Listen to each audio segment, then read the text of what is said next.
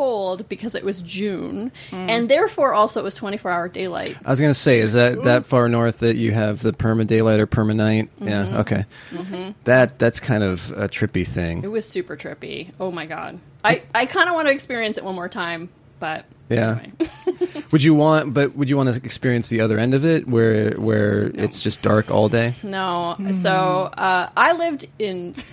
When I was a kid, I lived in a place that was almost at the Alaska Panhandle. So it was in Canada.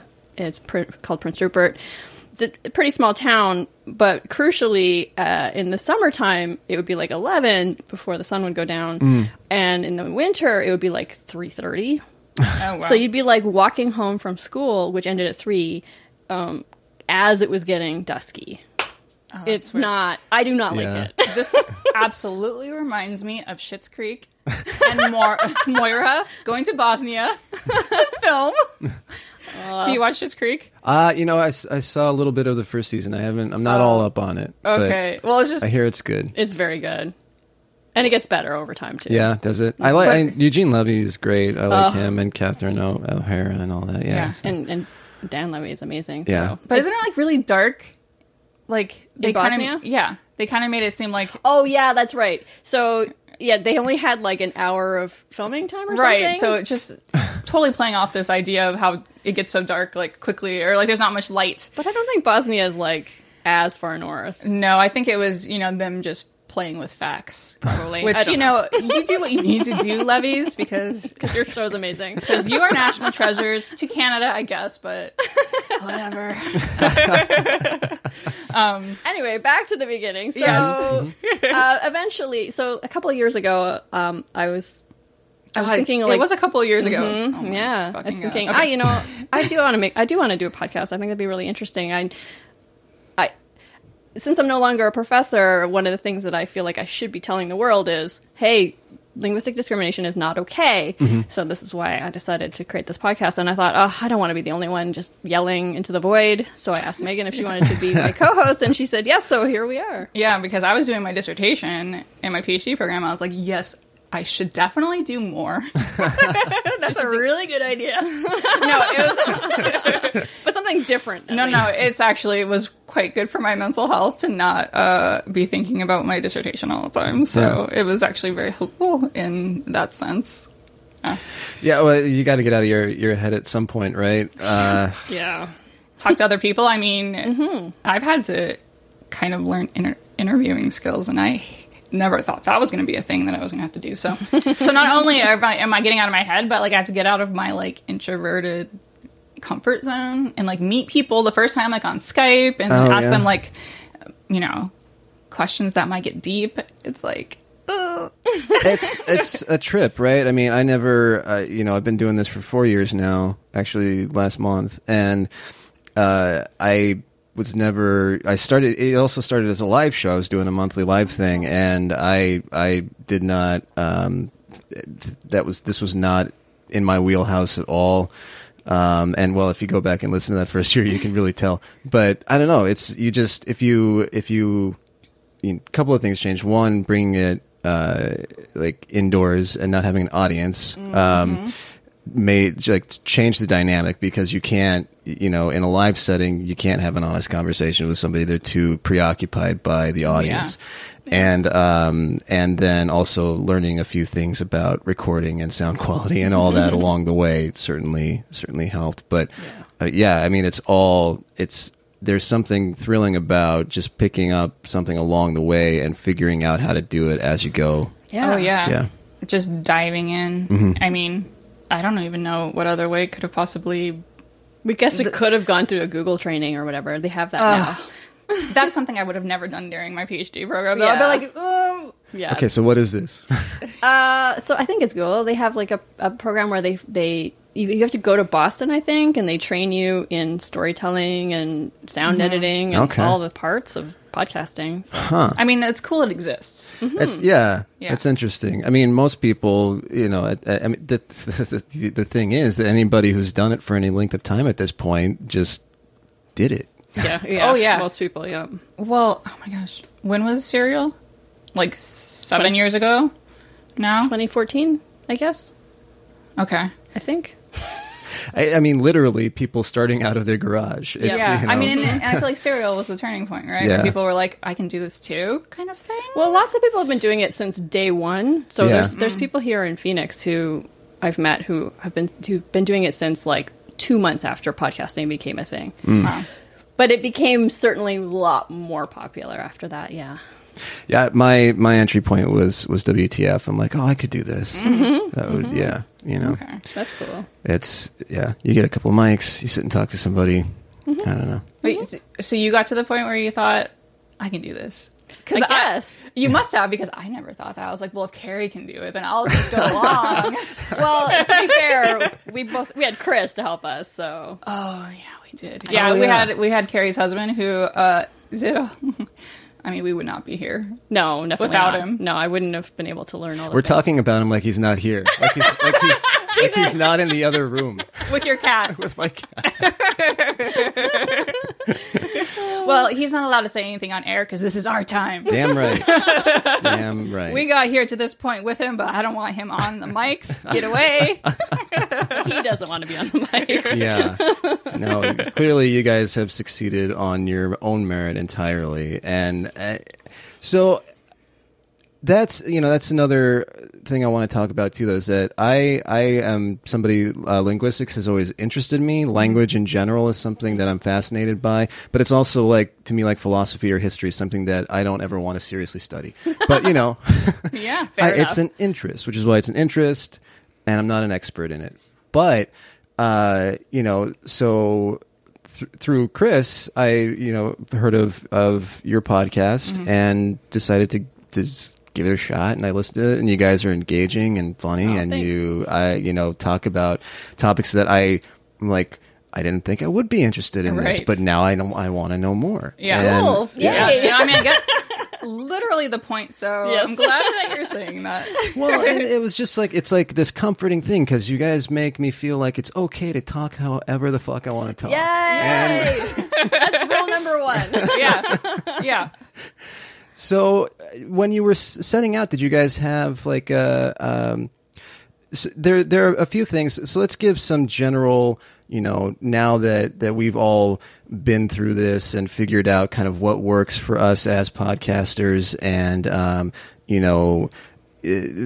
for anybody listening who might be interested in how you sort of settle on this thing, when did you decide what frequency you were going to do things with? How did you decide sort of, what topics, how far in advance do you kind of plan these out? And these are questions that should take us all the rest of the time. I'm kidding. But.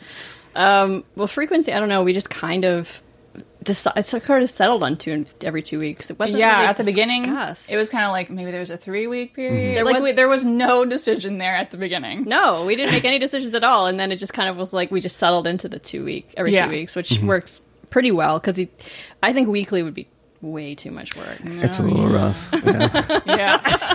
It's a little rough, not going to lie. Yeah, I mean, unless at one point we get to the point where people are paying us enough. That, Yeah. That's the thing, right? Yeah. If they pay us, then it won't be. Then it won't feel so much like work, because it'll feel like work in a different sense, I guess. Yeah, absolutely. Right. Well, yeah, as soon as there's money on the table, then it's you got to feel like there's an obligation to it as well. Yeah. But Oh yeah, definitely. yeah.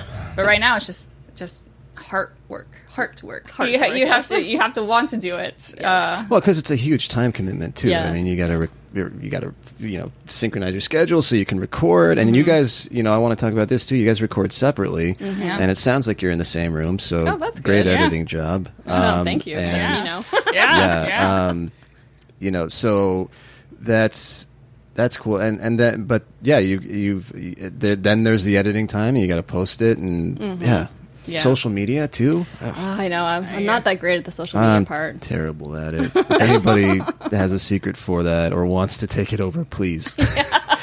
Yes. Yeah, I don't know what the secret is besides saying something maybe like a little edgy and then like getting a lot of followers, like having something go like, a little semi-viral and then getting more followers, and then everyone's like, what is this? I feel like that's been my Now that I've experience. got your attention, sort of thing. Yeah, exactly. That's a strategy for Twitter, but Yeah, other for Twitter, I don't social know. media had different. Facebook's dying, ecology. so that's... It's not really dying. Oh, I want it to die. I know, but it's not. I mean, maybe it will, but it's not now. I thought it would be. Yeah. But anyway, so topics, we actually did sketch, this part we planned. We sketched out many different kinds of topics, and some of them we haven't even got to yet. So, for example, we definitely want to talk about the way that, the stereotypical way that gay men sound. Like, do I sound gay? You remember that documentary? Gotcha. Yeah, so that kind of thing. I thought you were going to talk about Neil Gaiman for a second, and I was like, "Oh, how Gaiman if he talks." wants to come on the podcast, I wouldn't be opposed. Yeah. So those are like really big topics that it's like sometimes I'm kind of embarrassed and I'm like, "Oh yeah, we've not done anything like that." But it's all about finding the right people and scheduling, because I mean we're really particular about. I mean we're very particular. You know, it kind of feels like endorsing someone when you have someone come on your podcast. Right. So you don't want to have someone that's an asshole, since our whole thing is don't be an asshole. Yeah. You know? If you have problematic politics, we don't want to associate ourselves with that. Unfortunately, you don't know for sure. Yeah. But I think we've been lucky with our guests that so far none of them have been outed as assholes. Yeah, and right when they are, we'll be the first to admit it. You know? Like, sorry we had this person on, like, and they didn't show us their true colors. Yeah. Because when people do, we'll believe them, you know? Yeah. Sure. But, yeah, so there's, like, these big areas in linguistics that you can talk about, like, where people are from, so, like, regional stuff, like, ethnic or racial stuff. So, like, we had Chicano English, and then, you know, we've touched on African-American English a lot. We haven't had one actually really dedicated to it. What about, with Nicole Holiday? Yeah, Nicole Holiday. I mean, I guess it was...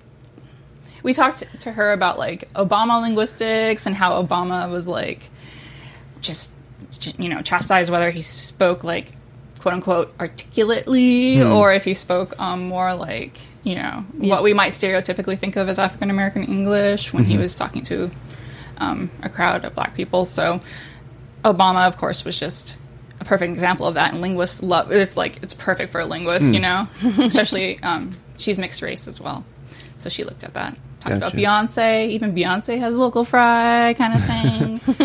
And Lizzo, my favorite. Yeah. Also, Lizzo is welcome on the show. No, but there's so many things. Like, you can think of anything about your identity, and there's something about there's some linguistic thing you can talk about there. One of the ones that I didn't think I would ever be interested in, but I found incredibly fascinating, was the difference between, you know, French and Quebecois, right? Yeah. I didn't know either, and I'm a linguist. See, I knew people would, well, at least some people would care. Yeah.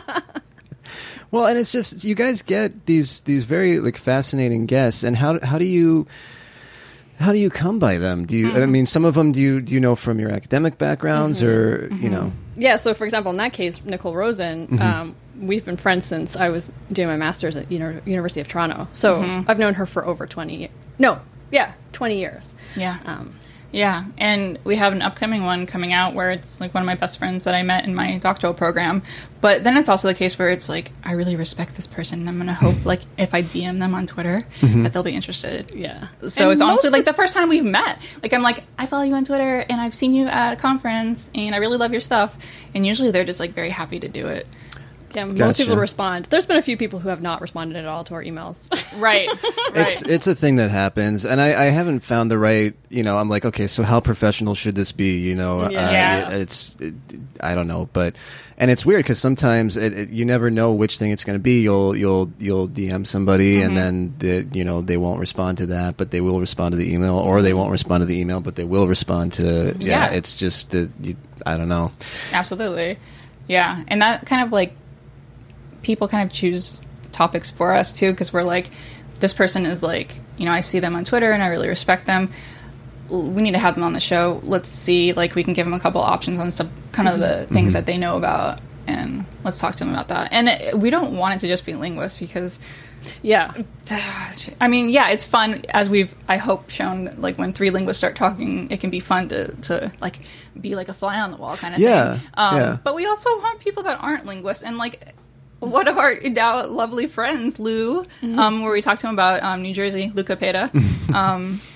It's just like, he, like, what did he DM'd us or something on Twitter and was just like, I'm just a construction worker in New Jersey, like, you know, like kind of like self-deprecating as he is, and like, I found your